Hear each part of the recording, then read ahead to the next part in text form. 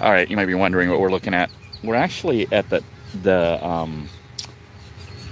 Causeway. I think it's A Max Brewer Causeway over here in Titusville. But I just found out they have a little splash park for kids. I know it's not open right now. It's generally, they usually open it during the summer, this kind of things, but also I think probably because of COVID. But it's a free water park. So, you know, if you live around Titusville area and you're not aware, this park is really nice. It's got the little playground area and it's got a nice water park. So those of you who live around this area, make sure you take advantage of this awesome place. It's a fairly big park with squirrels. Look at that little squirrel. What's he eating? He's having a salad. And he looks a little fat. Hi. Come here. Come on. Come on. Do you see that squirrel? He's having a salad like I've been having. Hi. How are you? It's a fat squirrel. Hey Donna, how's it going? Hey Angry. Come here. This is how you call them.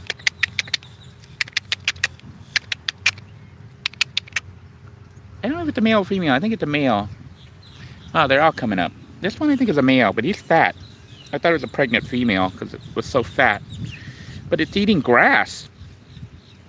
So now we know squirrels actually eat salad. Because the other one, he's a little bit braver. He's like, do you have any food? Do you have any food? No, I don't have any food. Sorry. Don't have any food. I'm sorry, no food. No food. Don't have any food. I don't know, it's like, I'm gonna go back to my salad. Anyhow, I'm here going for my walk. I'm planning on walking the Causeway. So I did work out the other day. They have those outdoor workout equipment things you can use for free.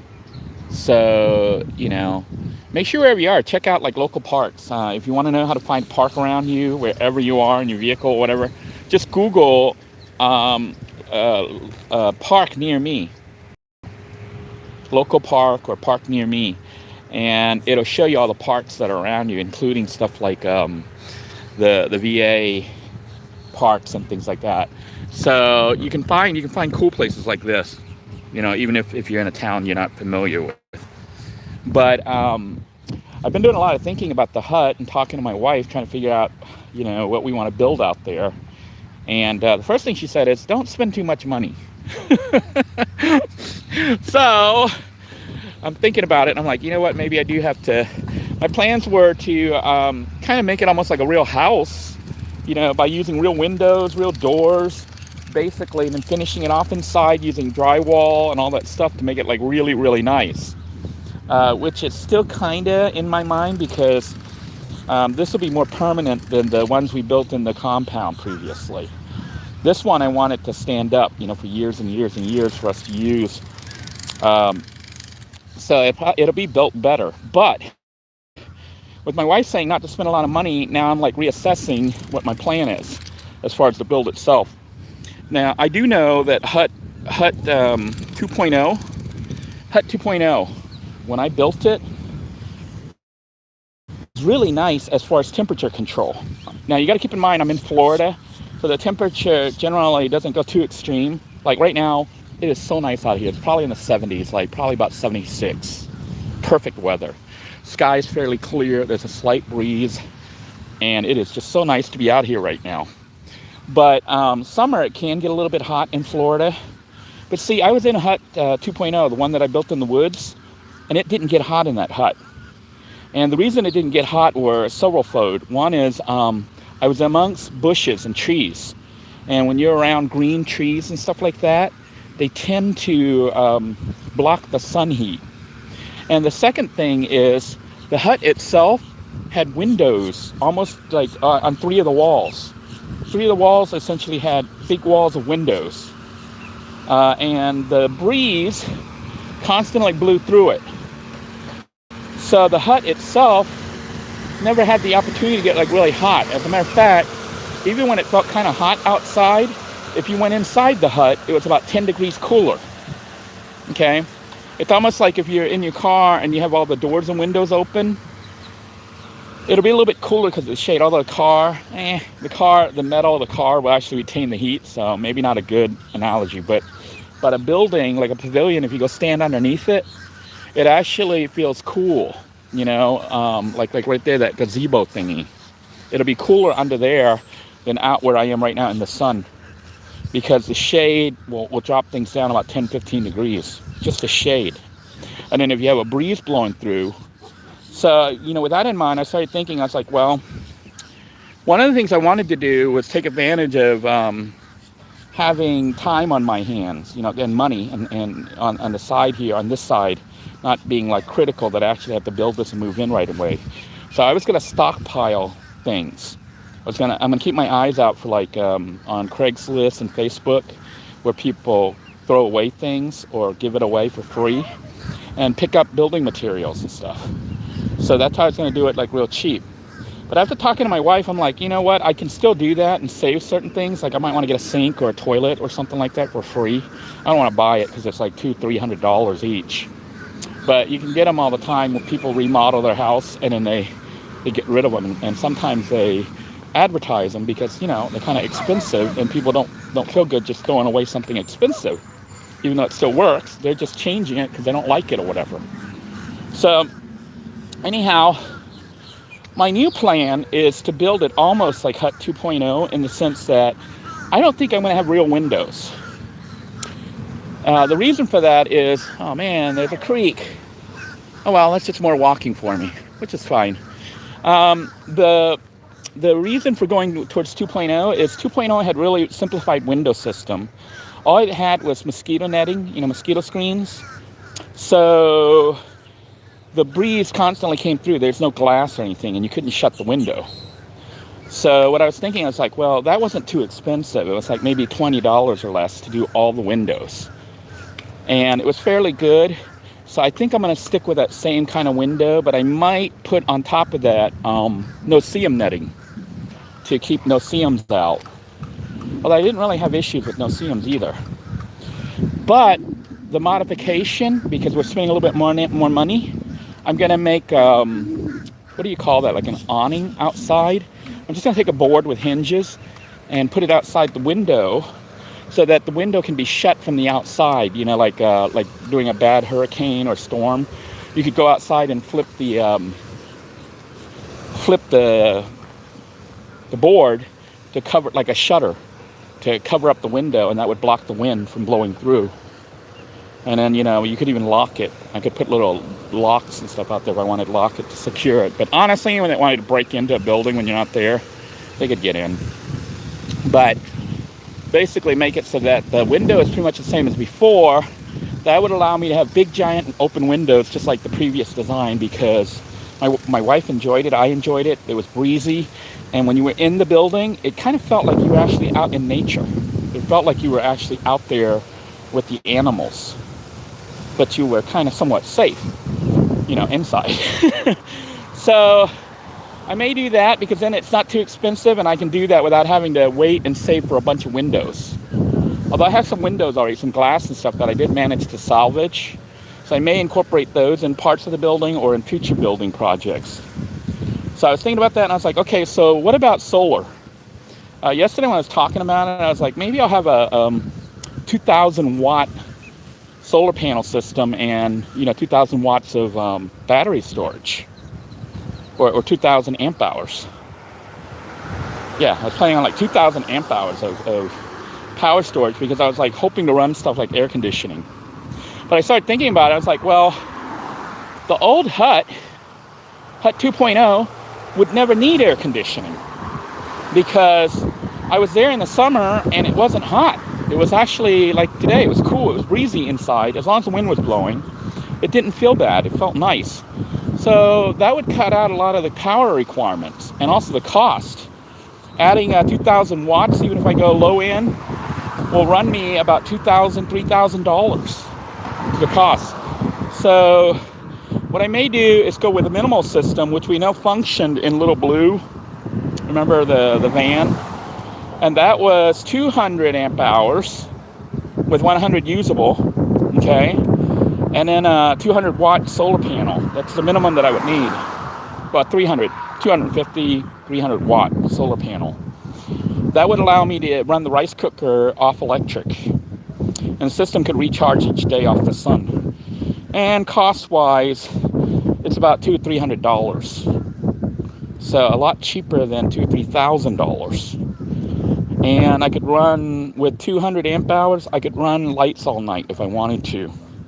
I may go 300 or 400 amp hours of storage. Because each battery, I'm going to get the cheap Walmart RV batteries. So they're probably about roughly $100 each. You know, $90 to $100 each. So about $200 to $300 in batteries. And then I'm going to get a used solar panel from Solar Wholesale, you know, the company that I was representing in the past. I'll get a panel from them, or I might pull one off the RV, but I doubt it. I'll just probably leave the RV intact and just get another panel. It's just a lot easier. But that would actually allow me to run electric. The main thing for getting electricity would be charging up your phone, running the TV and stuff. Basically, you could use it during the day. And if I had 300 or 400 amp hours, I could run it at night, you know, watch TV for a couple hours. So that would be the plan. That would keep it affordable. Even the doors and stuff, I was like, well, if I save money for a door, not save money, but look for a door when somebody's throwing it away and renovating, I could do that. So I'll keep that in mind, but if they don't, I'm just going to build my own door. Because it's just going to be a lot cheaper and faster. I don't have to wait. The idea is once I get out there to build the hut, I want to finish in 30 days, less than 30 days. And I want to keep the cost. Probably now that we're not going to be going higher end, probably under $1,200 to $1,500 for the whole thing. So good. Although I could end up having to spend more for, like, I don't know if I'm going to insulate it or not. The reason I'm even debating insulation is not need it. You know, if the house is designed, if it was like if we were in an extremely cold area, you know, like up north or something, insulation might be a little bit more important to keep the heat in. But in Florida, it's so cool here usually, you know, and even in the summer, if you have shade and stuff, as long as you got the wind blowing and stuff, I think you're gonna be okay. So I'm still debating if I'm gonna insulate or not. I may do it. I may put insulation, but that could add a couple $100 to the cost, and I'm trying to keep costs like minimal. The other thing is water, like trying to figure out how to do the water system. I've decided I want to have like running water, sort of. So what I'm going to do is set up a rain catchment system. The roof this time, the roof is going to be a lot stronger, unlike last time. I'm going to actually use real wood, you know, for the roof, and I plan on painting it with elastomeric paint, sealing it, and then on top of that, I'm going to put tarp, like maybe 1 or 2 layers of tarp. And you're like, why would he do that? That's because that's cheap. My alternative is to buy roofing, which would end up costing me probably a couple $100 or $1,000 to do the roof of that building. You know, if I got like those plastic tins, if you want to call it, you want to call it the corrugated roofing. If I got enough of those panels and stuff to do it, it could end up costing me. Of course, I could salvage some potentially from Hut 2.0. So that's a plan potentially to get some skylight and stuff that you can see through. But for the most part, I'm planning on doing the roof with just wood, painting it with elastomeric paint, and then putting putting tarp on it. A layer or 2 of tarp, and the reason for putting a tarp on it is basically just an extra step. And then the roof could come off every couple years, you know, with the tarp because of the sun. What I may do is, even after I put the tarp on it, I might paint it with another layer of elastomeric paint. So it's got 2 layers that are waterproof, because water was an extreme danger for that hut. It was what kind of destroyed it. Water leaked in from the roof, because I did a good job on the building, but the roof, because I was trying to save cost, I didn't do a real good job on the roof. This time the roof will be very important. The roof is also going to be the water catchment. So I'm going to build a little gutter that will catch the water and store it in a tank. And the tank's probably just going to be garbage can, large garbage can. But I'm going to use multiple garbage cans to, store. I'd like to store ideally about 200 to 500 gallons of water that I'll catch from the rain. And for the shower system, because it's going to have an actual shower, so that's going to be one of the luxurious things on it. I was debating if I wanted to go like an RV and actually set up a pump and all that stuff, but I'm starting to lean away from it. Because when you have a pump, of course it requires electricity, and then it gets complicated because things can go bad. So I was like, well, I saw this other guy. I was watching this video where this guy built a cabin in the woods. And he basically used one of those spray pump thingies that you pump up, but it was a metal one instead of a plastic one. And you pump it up and it pressurizes the water inside. And he hooked up to an actual shower head, with a hose with a shower head. And it worked. So I'm like, if that works, maybe I could do an experiment and see if I can find a similar tank or even use a plastic one and run the water through a shower head. And if it squirts out, that will work. And why that's kind of important is this. You can have a hot shower if you want then. All you have to do is heat up water and put it into the tank, pump it up, and that's the temperature of the water. And, if it's like a warm day, you can heat up the water by putting it in milk jugs, the clear milk jugs, set it outside in the sun, let it heat up, warm up, then bring it in to shower, and you get warm water. And if you want a nice cold shower, don't heat up the water. So that allows you to have luxury without spending a lot of money, without dealing with high tech. I mean, it'll look high tech. When someone turns on the shower, it actually works. And it can be hot water. It can be warm water. Whatever temperature you set on the water that you're going to boil and put in there. And then I was thinking of even possibly putting in a real working toilet. Because I've learned how to build a septic system. It's going to be really simple. It's a really simple septic system, just designed to drain liquid waste and solids out, and then liquefy it or whatever, and be fairly easy to maintain. So I'll be building a septic system, probably a working toilet.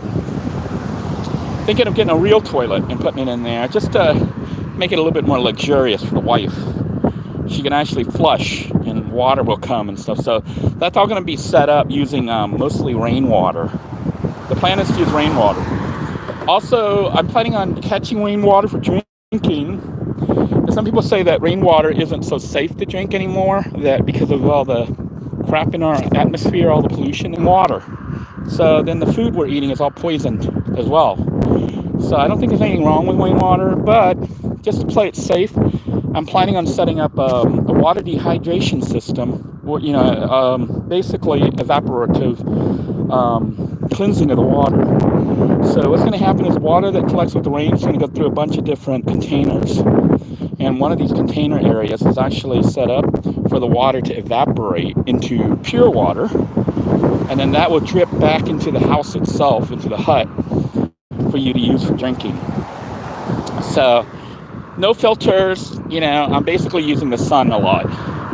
I know some people show how you can make a filter system using sand and charcoal and rocks and, things like that to make a natural filter. And you can catch water and filter it through the system.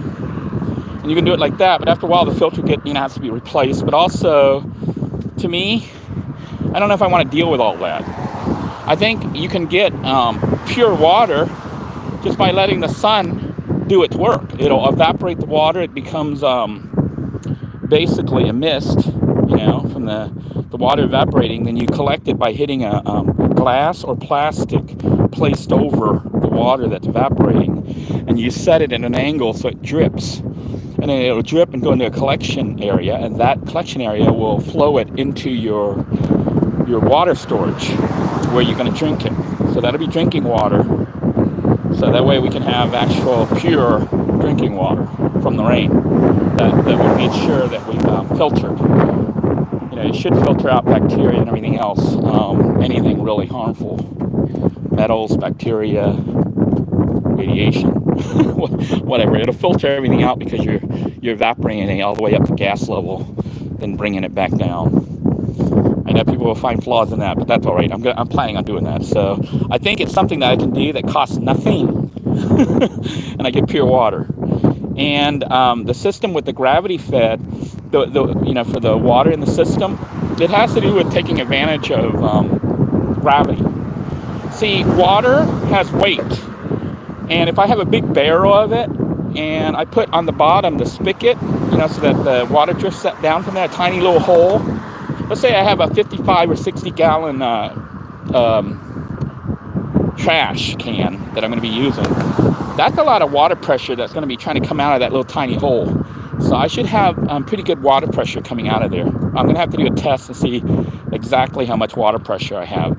It needs to be enough to basically when you turn on the sink in the kitchen, that when you turn it on, the water will flow out. And when you turn it off, of course, it stops. So the water will flow from outside, in the water catchment into the building and be used just like a regular sink. And then recycling that water from the sink, basically the sink will be a hole, with a pipe that goes down and goes outside into a drainage system that goes to the garden. And that garden there, we can grow whatever. Sink water, for the most part, should be clean, nothing harmful, like just water, maybe a little bit of soap, dish soap, but I think dish soap's fine on plants. I'll have to double check that, phosphates and things like that. It might actually be good for plants. But that'll go into the garden that's right next to the house, maybe a flower or a food garden, like peppers and things like that, herbs and things like that. But I have to make sure that soaps and things that you might use when doing the dishes and things like that isn't dangerous. You don't want to be watering your plants with that. Although I think the plants will filter out, the poisons and things, because it goes through the dirt and it goes through the roots. So I don't know. It may or may not filter it. I'll have to do a little bit more research. But that'll be the plan for recycling the water from the sink. The water from the toilet will go into a septic system. I might set up a separate urinal for me. Water conservation, even though we're in Florida, you still have to conserve water when you're out there, literally really out in the middle of nowhere. So the water that you have is the water that you have. So you want to conserve it. So if I set up a urinal system, then I can use the urinal when I have to do number one. My wife can always do number 1 or 2 on the toilet. But me, I could use the urinal and then just take a little cup of water or whatever and splash it down to, wash away the urine so it doesn't stink. And of course, it'll pipe outside into the septic system. So that's going to be the plan. That's going to be the luxury that I'm going to be building that Hut 2.0 didn't have. It's like actual running water with a working shower. Also a real solar powered system with at least, like I said, I'm going to scale down now. I don't think I'm going to go 2,000. I think it's going to be more like a 2 or 300 watt solar panel with 2 to 300, maybe even 400 amp hours of batteries. I may or may not run a refrigerator. See, what I'm looking at is like, okay, I'm planning on building a place that I can live at if I have to, but I don't really plan on living in it full time. Okay, so the problem when you have electrical systems and stuff is if you let it sit, it tends to die and go bad, and this kind of stuff's expensive. The second problem is if you do let it run, which it could run itself, because you're getting free electricity every day. Every time you have electricity flowing, there's a potential for fire. You could end up burning down your hut, with a short or something. So I'm debating how big of a system I want, because the bigger it is, the more potential danger. But I do want it so we can have lights, and based on what I know from living in a van, living in an RV, and living in a hut, I'm going to probably have a dual voltage system with the hut. I'm going to treat it like an RV. It's going to have, for the wiring, for a lot of the wiring, 12 volts. Like the lights will probably mostly be 12 volts. The reason for 12 volts is then the inverter doesn't have to get turned on. The inverter, I'm debating. Originally, I was like, well, I'll have a 1,000 or 2,000 watt inverter, probably a 2,000 watt inverter. But now I'm like, I don't know if I want to go that high. Maybe I'll just keep it at the 750, like I have in the vehicle. At 750 allows me to run a rice cooker. Of course, if I go up to 2,000, I could potentially run a microwave, which would be really, handy dandy to have out there. Imagine you're out in the middle of nowhere and you can run a microwave. So, maybe I'll do, I don't know, that's still up in the air, but it depends on how many batteries I have in the bank and what the charging system is. But the main thing I want to be able to run is a rice cooker. As far as refrigeration, I'm debating, because if you're living there full time, you want an upgraded system because refrigeration becomes important. You know, we are in Florida for food. Otherwise, you're gonna have to eat stuff that doesn't require refrigeration, which usually means canning and stuff and lots of salt. I'm planning on having a vegetable garden out there, so a lot of the food will be fresh, so you don't need refrigeration. You could pull stuff up. So I'm just talking about getting a 12 pump. Daniel says you can get a 12 pump from an RV. Yeah, I can, especially since where I am right now, they pull them all the time. They pull the whole water. I was thinking of talking to the owner, like when this becomes, you know, more the build time, see how much he's going to want to charge for one of those. But then I can get a 12 volt and pump water and stuff. But then I debate, you know, because then you require power for it, and if the pump breaks, now your whole water system doesn't work. Whereas if I get gravity fed, I'm trying to design a system that, one, anybody could build. You don't need electrical wiring. You don't need all this stuff. You just need to hook up a hose. But the main thing you need to understand is how gravity works. You know, gravity can push. And you've seen, like, if you take a bucket of water and you drop it, like, you know, just pour it upside down, it moves really fast. Well, if you put a little tiny hole in the bucket, that water will squirt out of there with a lot of pressure, because gravity is pushing down on the water, and it's only a way out is that tiny little hole. That's what I'm planning on using to pump the water, is this gravity. We got to test it, though. You know, everything, of course, is a theory until you try it out and say, yeah, this is going to work.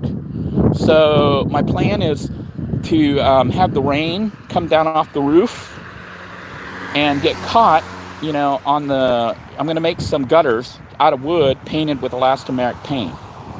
Basically, I could buy a lot of stuff. I could buy gutters. I can buy pipes and stuff like that, tubing, you know, PVC and all that. But I thought about it. I was like, well, the problem with that is you're spending money, a lot of money. It can get expensive buying PVC pipe. Also, wood is just readily available, and then I can customize the size and how long, and I can just nail it together. You know, I don't have to deal with the glue and all the other stuff with actual plumbing. Like, even the plumbing of the building, I don't plan on getting PVC pipes. I plan on just using hoses, you know, for the most part when I can. I'm just going to use a water hose. You're like, why that? Because it's easy. Anyone can hook up a water hose, just screw it on and stuff. And then I'm planning on doing it in such a way that anything that can break, like electrical wiring and stuff, is going to be easily accessible. Like, you can trace it and see where the problem is. I don't want to embed it into the wall, even though I could, and hide it behind a wall, so that when something goes wrong, you have to rip apart the entire wall to find out where the problem is. I want to put it so that most of it is going to be not exposed, but hidden, but where you can actually pull like a panel out and see the whole line, see the wiring and stuff. So then the reason for that is actually important, because when I lived in 2.0, there was a mouse. Yeah. So there was a mouse that kept going in there, and he would go away when I was in there. He knew when I was there, and he stayed away. But because I wasn't at the hut all the time, when I came back, he had the run of the place. And he basically went all over. He even climbed up on the closet and went to my clothes and ate holes and everything. And then he went through the drawers and ripped up all the stuff that I had in the drawers and made a little nest. And he was moving things around, okay? So you got to watch for rodents, and that's going to be in the design too. So I'm actually going to build some traps. I'm going to try to do non-lethal traps, but the problem is, I know this is going to happen. Some of you are going to be mad at me, but I'm going to put up non-lethal traps that'll hopefully catch the rodents when I'm there, and I can release them. The problem is, if I'm not there and the rodent gets trapped, it's going to die. It's going to die a horrible death, probably starvation. Okay? What can you do? You can either put a trap that kills them right away, or you can put a catch and release. But if you put a catch and release and you're not there, it dies. So, you know, that's just the price. I feel bad about it, because I do value life, even from like a mouse, you know. But, you know, that's one of the sad things I'll have to deal with is I suspect a mouse will be in there. We'll try to get in. So I'm going to be researching how to try to block mice and stuff, basically any holes and stuff that they try to get in. But you know, they get in when you're out in the wilds, because that's where I'll be, is in the wilds. They will get in. The other issue is like even mold and mildew, things that you don't think about, but when you're out there in the woods or even in a open land or whatever, and you have moisture, it can be an issue. It's like the building itself, I'm going to raise it up. I'm not allowed to put a foundation down where I'm going to be. So I'm going to raise it kind of like, you know, give it a fake foundation, if you want to call it that. It's not a permanent foundation. But the reason for raising it up is in case it floods. But also I want airflow underneath the building, because I want to try to reduce the chance of molding and, you know, wet dampness. So by having good airflow under there, hopefully I won't get the issue of, you know, too much mold and stuff like that. The building's not going to be meant to last forever. It just needs to be long enough, like my life, you know, that I can enjoy it. So those are just some of the considerations. Like even the food, I was thinking like, well, maybe I'll build a elaborate stove, like get a cast iron stove, you know, like you always see on those videos. It always looks so nice. They have a little cast iron stove with a smoke pipe coming out. I was like, well, if I find a stove somewhere, I might do that, incorporate it, because it'd be good for heating and cooking. But in Florida, I can actually have barbecues every day like I did at the hut, and that worked great. So, you know, what I may do, because now I'm going with an open window design where it's just mosquito netting, possibly no-see-um on top of that, you know, just as a second layer. But that allows complete airflow, so I don't have to worry about carbon monoxide. You know, I don't even need a detector because it's open all the time. It's open air. It's not a closed system. And the thing about it is then I can cook. If I want to cook inside, like if it's raining outside, I can use a butane stove like I do right now in the RV, you know, butane or propane. So I can cook like normal inside. But most of the cooking is actually going to be in an outdoor kitchen area. If you saw Hut 2.0, it had a little barbecue cooking area where I could cook, and it had a picnic bench where people could sit and eat. So I'm going to build the same thing for this design, except, you know, it's going to be a little bit more permanent. Like the cookout area will be designed so that it's kind of able to stay there and can do grilling and stuff like that. I can have like a real good cookout.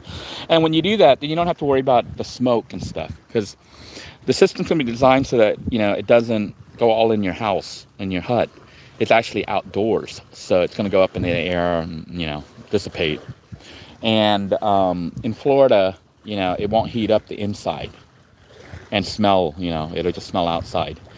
The issue will be like trash and things like that. So I'm trying to do a system where we don't have as much trash or any trash. And that means trying not to use store-bought things, you know, like even with the food and whatnot. So the plan will be to make a system where we're eating mostly natural stuff. May buy some foods, and then the trash would be taken out, you know, when we leave the place.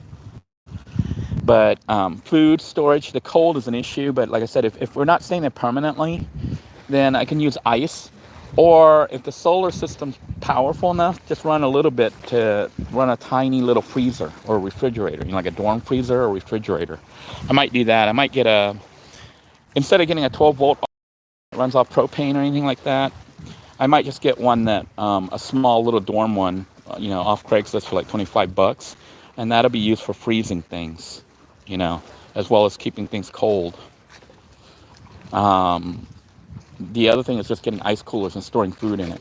The issues that I've learned from living in the hut, you know, Hut 2.0 and 1.0 in the yurts, the animals will come and try to mess with your food. So all foods are going to have to be stored in plastic containers that are able to be shut, you know, like screwed on or something like that.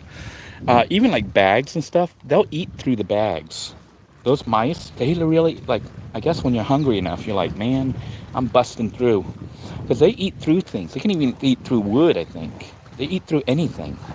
So the plastic might be a little bit harder for them to eat through. There's a fish somebody caught, and they just left the head, which you would say is bad, but they're leaving it, and the birds and stuff eat it. So, you know, it's food for the other animals. See the seagulls and other birds sitting there, they get to feast on the carcasses that people leave behind of the fish.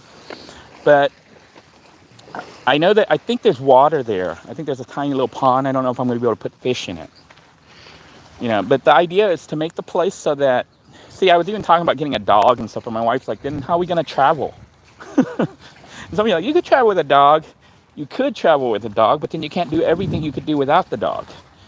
And then also, you know, I'm not just planning on staying in the United States. I'm planning on traveling the world. What are you going to do with your dog? You know, it becomes an issue. Or your cat. Because, yeah, cat would be, you know, if I was staying permanently on grid, I would get several cats and several dogs. The cats and dogs can catch rodents and other animals, and they can warn you of danger, you know. And I would get animals like ducks for eggs, and maybe chicken for eggs. I wouldn't really eat the chicken unless they die, you know, and not die because they got sick, but die just of natural causes. I have a hard time killing an animal, you know, but I don't have a hard time eating them. That's the problem. Because some people say, I can't kill an animal. That means I can't eat them. I'm like, I can eat them. I just don't want to kill them. So I'll let somebody else do the killing, and I'll eat it. I'll cook it up, which is bad. But, you know, I love meat. I love eating meat. So the initial plan, because the ultimate cheapest way to do all this, I don't even have to build anything. My RV is already self-contained.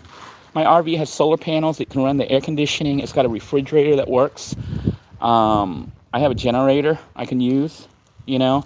So at the simplest level, the land, because they allow you to camp there pretty much indefinitely, you know, I can actually go and camp in my RV. And there's no rent. And I have electricity and everything I need other than water and food, of course. I even have a working bathroom and stuff. All I have to do is hook it up to a septic system that I could devise, you know, in less than an hour. I could make a septic system. So that's the simplest level. It's just doing that. Then it doesn't cost anything. You know, we have the land that we can park on. No police is going to come knock and say, you got to move. But I want to build because I wanted to set up like kind of a semi-permanent camp. And get around here. Did you see all the dead crabs? I've been noticing them. I don't know if someone's killing them. This one, they're all piled in one spot. They're all in the same spot, which is kind of weird. But this is what they look like. And they're all in the same place, which makes me really question how they got here. That's what the horseshoe crabs look like underneath. If you ever wondered what they look like. This one's huge. Yeah, there's 2, 4, 5 of them. 5 dead ones. 6, 7, 8. That's a lot of dead ones, and they're all in the same spot. That's really weird. 9.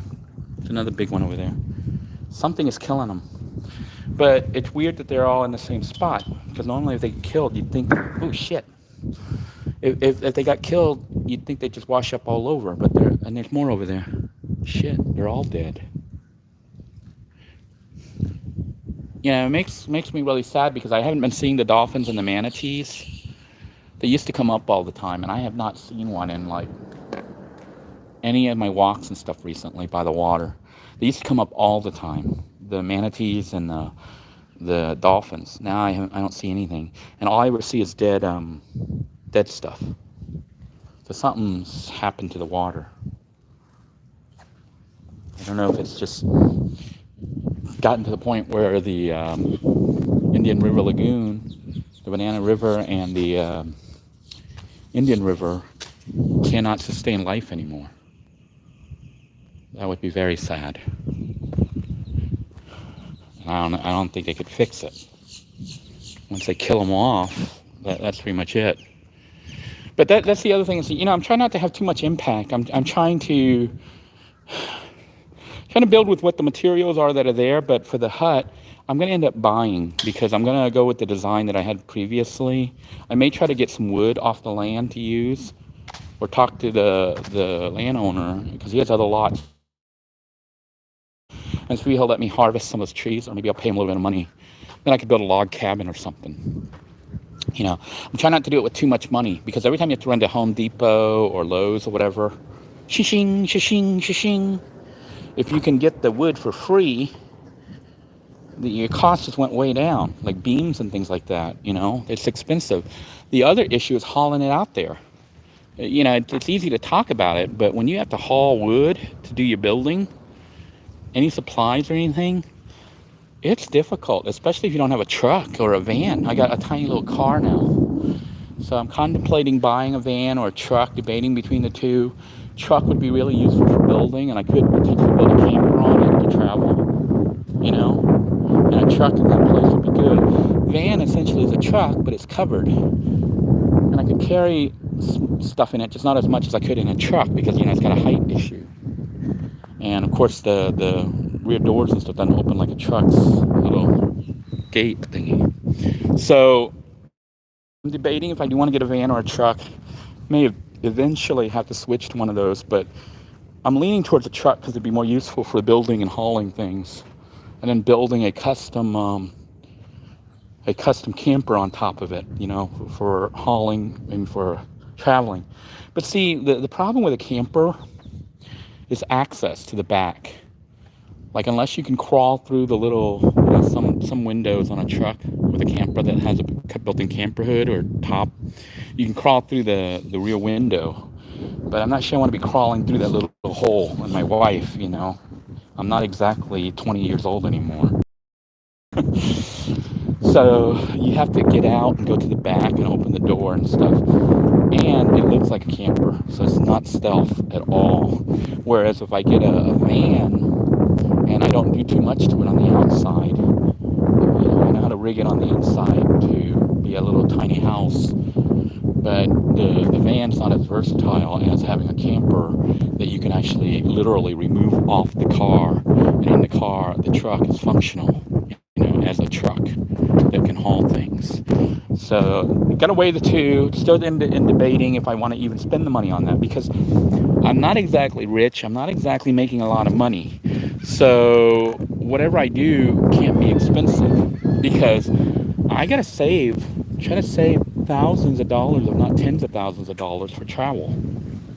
I'm trying to travel the world, and that means not spending money on a car and insurance and rent and all these other things, you know, and buying things that have to be fixed.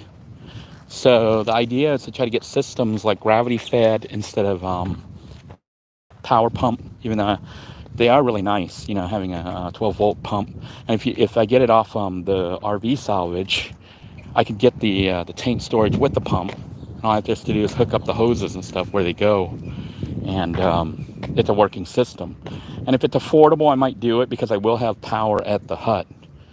But right now I'm leaning towards not even using that, because, you know, when you turn it on, if it works, it doesn't matter that it was gravity fed or you had a pump that you turned on that was hooked up to electric.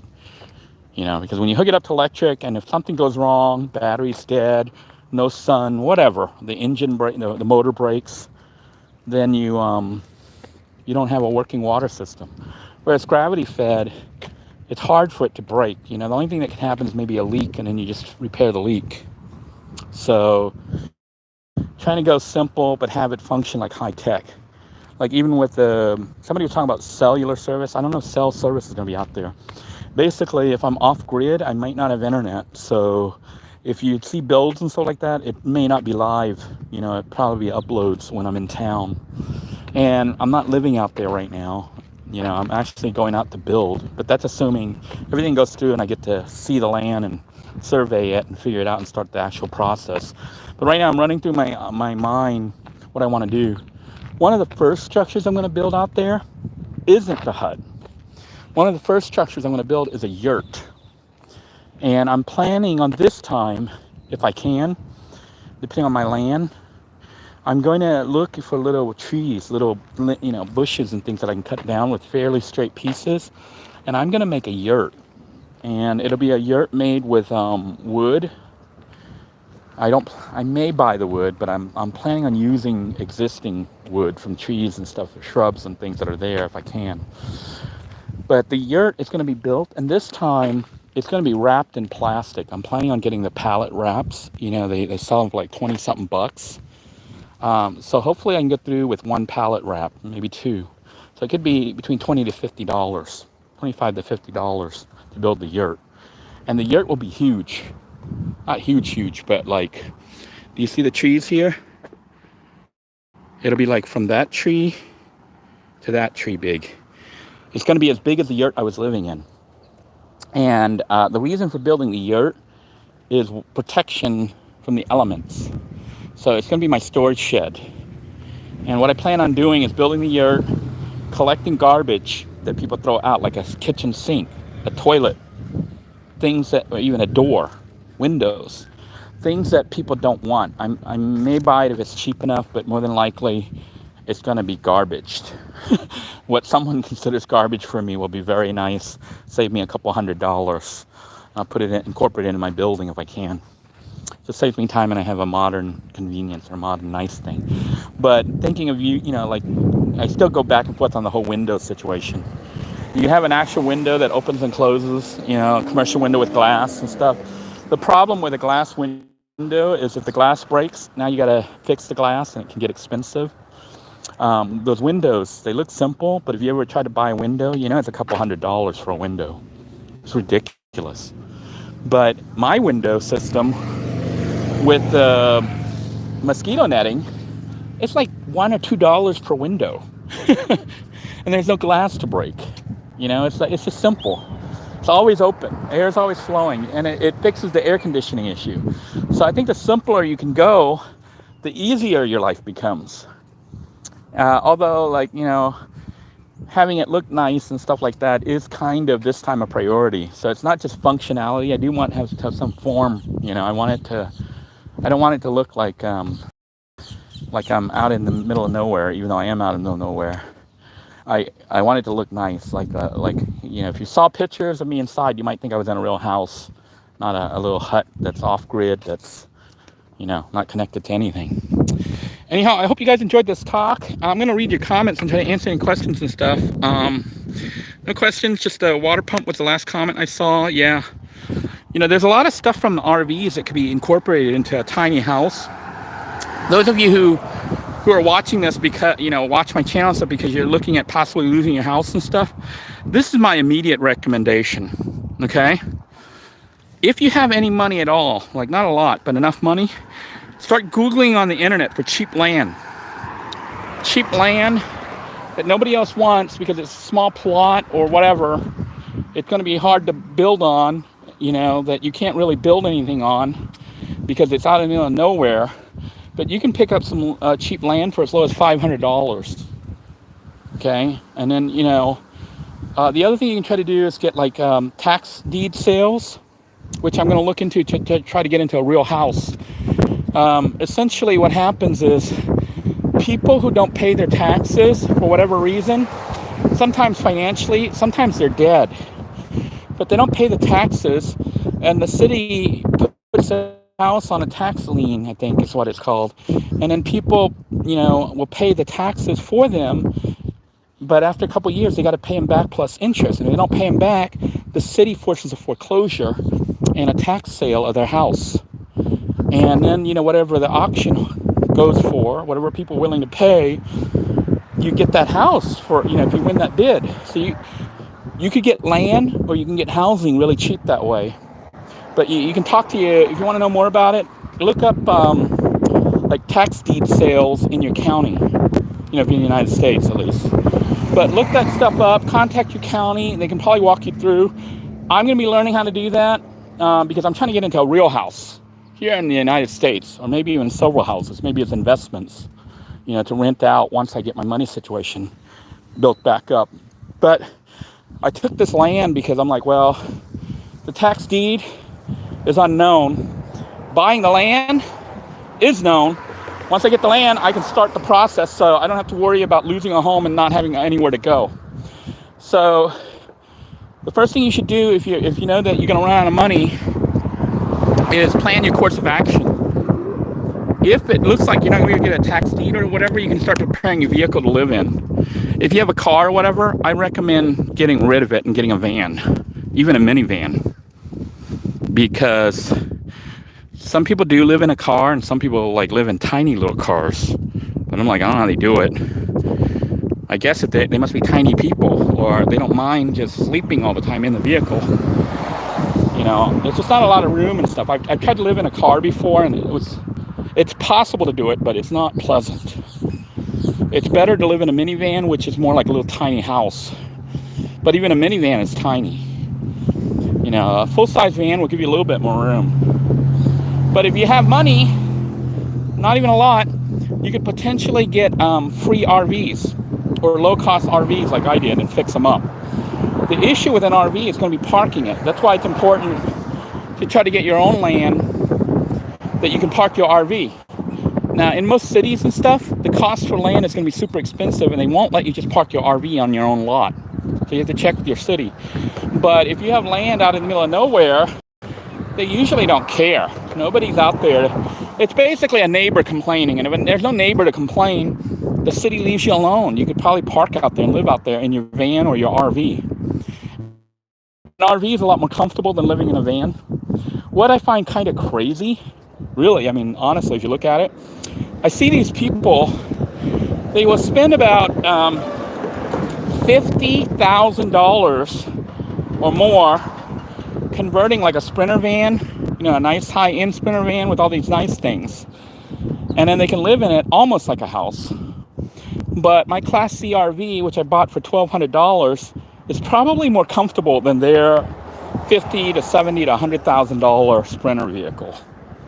Because the Sprinter, what it boils down to is size. It's still small. And the bathrooms aren't going to be full size. They more than likely do not have a bathtub, which I do. Okay? And their kitchen's going to be really dinky. And their bed's going to be really dinky. Everything's really small. Okay? So people spend money converting a vehicle or buying a vehicle. They could buy a used RV. Now, the problem with used RVs is, you know, if they're really that cheap, they're probably falling apart. But if you're just getting it as something to live in, you could pick up an RV for free, a trailer or an RV for free, or buy one for under $1,000. If you own land, you can pay to have it towed and then left over there. And you can fix it up yourself. Now, some people wonder about like the correct way to do things. I don't think there's such a thing as a correct way. I mean, there's a way, you know, some people do it and some people are builders and they're good at it. They're experienced builders. But honestly, if it works good enough and works for you, you're doing it correctly. So don't worry so much about what other people think about your build or how you do things. You know, do it the way you want it done to the best of your ability. And if it doesn't work, fix it. If you know how to fix it, just keep trying different stuff that you think will fix it until it fixes. And that's how you get experience and become better at building anything. I don't really have any building experience other than just building the huts and the yurts that I built. And it wasn't professional, but it was good enough. And I could see where things were weak, so on the next build, I could make it a lot stronger and better. But, you know, I was trying to stay within a certain budget and time frame. Now I have more time frame, and I have a larger budget. So I can make it a little bit better. But I still want to keep it simple and cheap. And, you know, when you look at my building, it's not going to be to code. It's not a real building that I'm trying to sell or anything. It's just a building I'm going to use to live in while I'm camping out there. And, you know, it's not meant to be something that conforms to any code. It's just something to keep me alive, just to keep me warm, to keep me cool, to let me sleep in safety or whatever. You know, use the bathroom, cook food, and be affordable. And the cool thing about building anything, whether it be a house, a van, or anything like that, if you built it yourself, even if it's crappy, if something breaks, you know how to fix it. In fact, most of the time you know what broke. Whereas you could buy one that's already pre-made or somebody built for you and it breaks. Now you try to find another specialist so they can fix it for you. And they may not be able to fix it correctly. You know, the only person who really knows it is the person who built it. So if you learn to do things yourself, like building and stuff like that, even stuff you've never done before, you'll learn. Even if it's not good, it's okay. Redo it if you can. Now, I know some people physically can't build, you know, because they may have a disability or whatever other issue, some kind of handicap or something. Then they might have to pay somebody, you know, talk to a person, a handyman type person, and tell them what you want and have them build it to your specifications. But if you can lift a hammer and do simple things, Bob Wells is a pretty good channel to follow. I think he shows a lot of different build styles, and a lot of the builds they show on there I think people could do, and some of them are virtually no build, they're just putting things in, which is similar to the builds I do. You know, I tend not to, like cabinets and stuff like that, like for the hut and stuff for the cabinets, I don't think I'm going to build too many cabinets. I'm thinking of just taking them from the RV scrapyard or from trash people throwing out, even drawers and stuff. I'm thinking of just grabbing them. See, that's why I'm going to build my yurt out there. The yurt's going to keep stuff dry, and if I drive somewhere and I see alongside the road somebody drew out a drawer, you know, a bunch of drawers, I might not be able to take the whole cabinet and everything with me because it's too big, but I could grab a couple of the drawers. Because the drawers, they're nice and light and they're pretty good. And I can take those drawers, then you know, like I'm talking about the drawer unit, the slide outs. Then I could just take those and I could build the casing for it. So it saves me money, saves me time, and the stuff they built is like not better than what I could build, although it may not look the same. You know, they might look kind of, everything looks eclectic. But if you get paint and you paint everything the same color, you know, and then even if you're really bothered by it, get like the hardware that all looks the same, like the same kind of handles or whatever, and put it on all of them. It'll make everything look a lot more like they belong together.